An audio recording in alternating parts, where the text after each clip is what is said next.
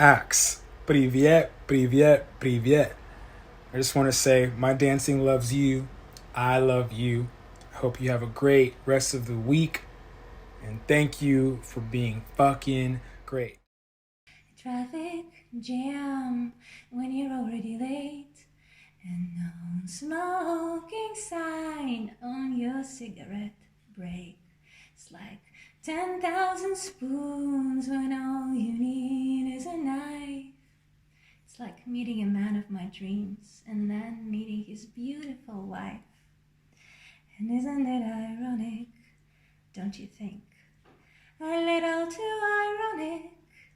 But yeah, I really do think it's like rain on your wedding day. It's a free ride when you already paid. It's a good advice when you just didn't take. And who would have thought it figures?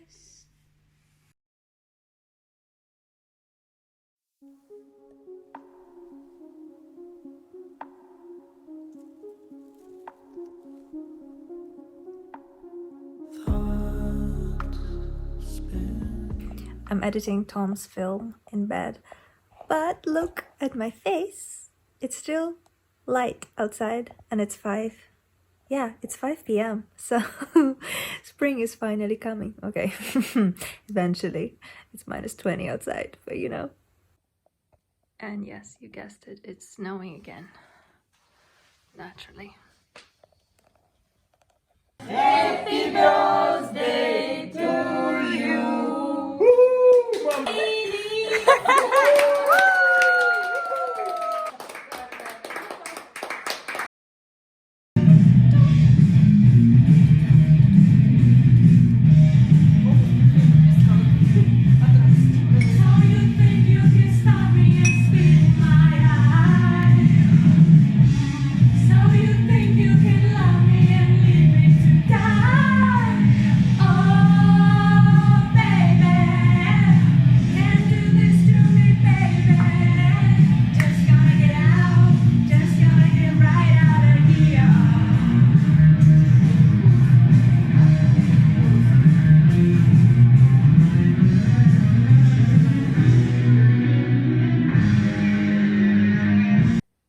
So I wanted to open the window to get some air in. Accidentally got some snow in. Also, don't mind my voice, I kind of broke it singing. Look, I have snow in my room. And I can't even get it out because I have this net, the summer net still on. But yeah, beauty. Oh, the weather outside is breaking. Fire is so delightful. It seems we've no place to go. Let it snow, let it snow, let it snow. I'm making oats. Shut up. Water. So I'm making oats. I make oats every day almost. So it's not much to it, but I think they're really nice the way I make them. So it's gentle for me, for my stomach, so I do that.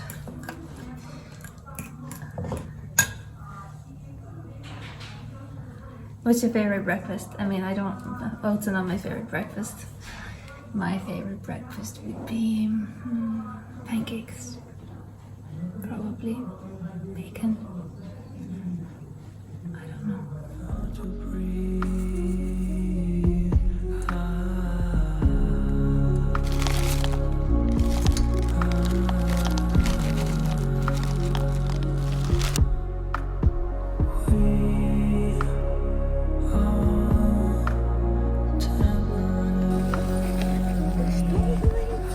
Обе сидеть, где-то сидеть, где-то сидеть. Вот так, друзья. Так, стоять.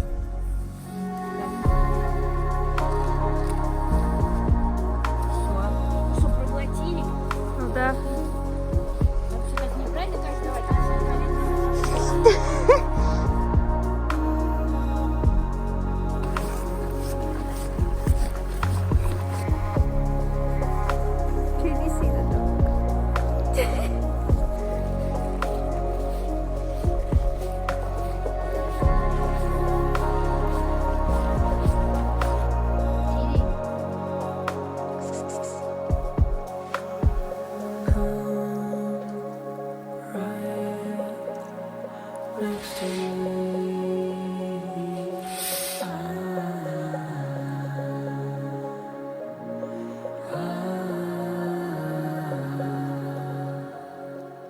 Good morning, my beautiful magical beings. I hope you're having a wonderful week wherever you are. Actually, you know what? Tell me where you are, because I'd love to know where in the world you are and what kind of weather it is. I know it's a very British thing to ask what kind of weather it is, but it's been -20 here and very snowy, and it's not my kind of weather. So I want to know if somebody is enjoying themselves more than I am. Anyway, I'm at my dad's house for the weekend. I just wanted to talk to you about boundaries a little bit. It's such an interesting thing, and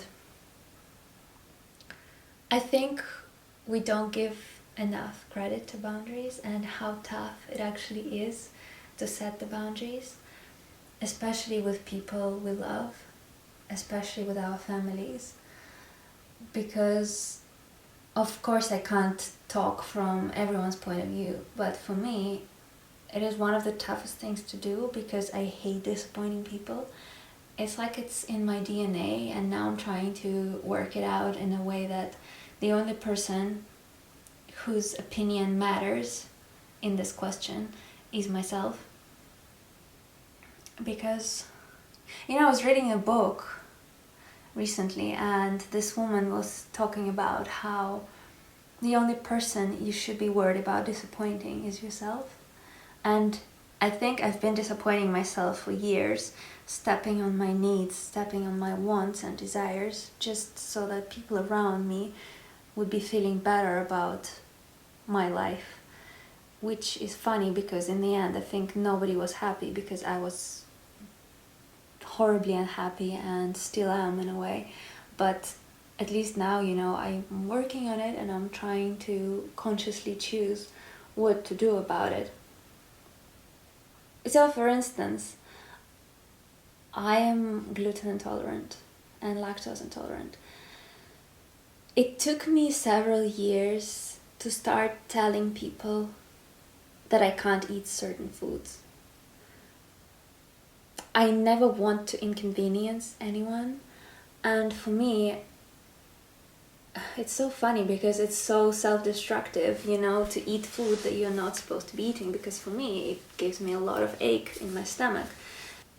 So for a while there I was eating food that was actually completely horrible for me, just because I didn't want to hurt somebody else's feelings. But in the past year and a half, I started to actually be a bit more conscious of the fact that, okay, yeah, maybe somebody's going to be pissed off, somebody's going to be inconvenienced potentially by it, but I can't keep poisoning myself in order to not let somebody else down, It's just silly. And you think it's so logical, but for some reason it took me a while to actually I'm still not there yet, don't get me wrong. I'm still struggling every time. I'm like, I can't eat wheat, I can't eat that. I'm with my grandparents, and all they eat is fried stuff with wheat, like dumplings, cakes, pies, I don't know, all sorts of things that involve flour and wheat. And of course the first reaction I get, why are you not eating that? Or, well, what is wrong with you? Or like, oh, you used to eat that stuff. Or, oh my god, what are we going to feed you?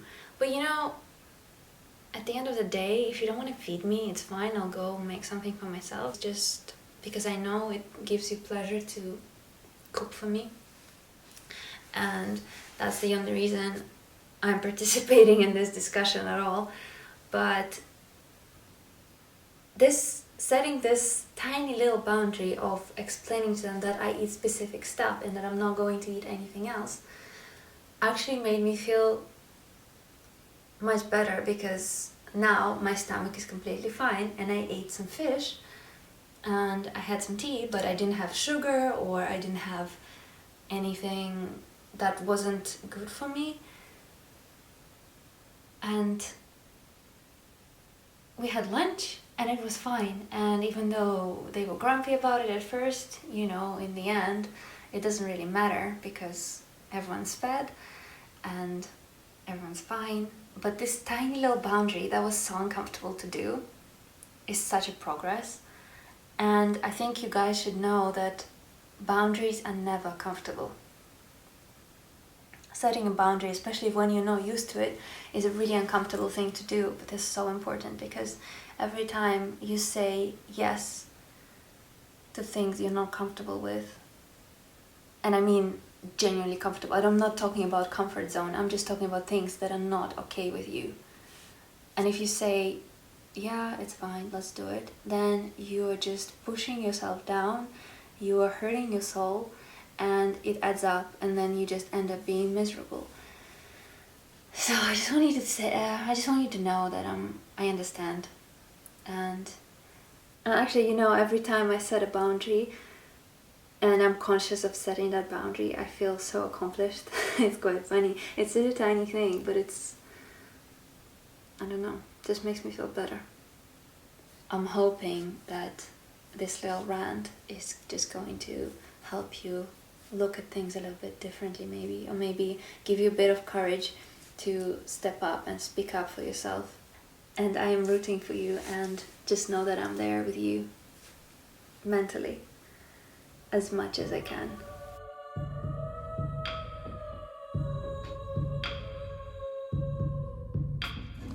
I'm going to shave my head.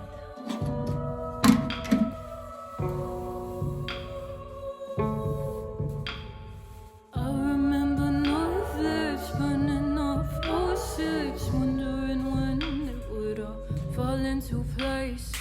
Worried or novelty actually came with me along. Oh, I can't say. I just realized I didn't even check if it's on the right setting. That would be a nightmare.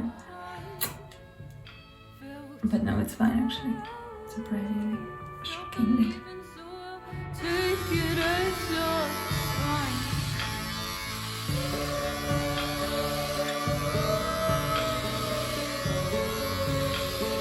Although now that I think about it, maybe I cut it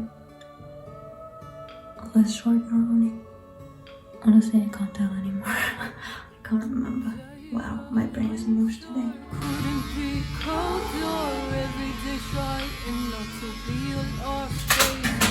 Still don't waver, wish I could get a picture of our breath falling into the same place. Tomorrow is Well, I guess we all know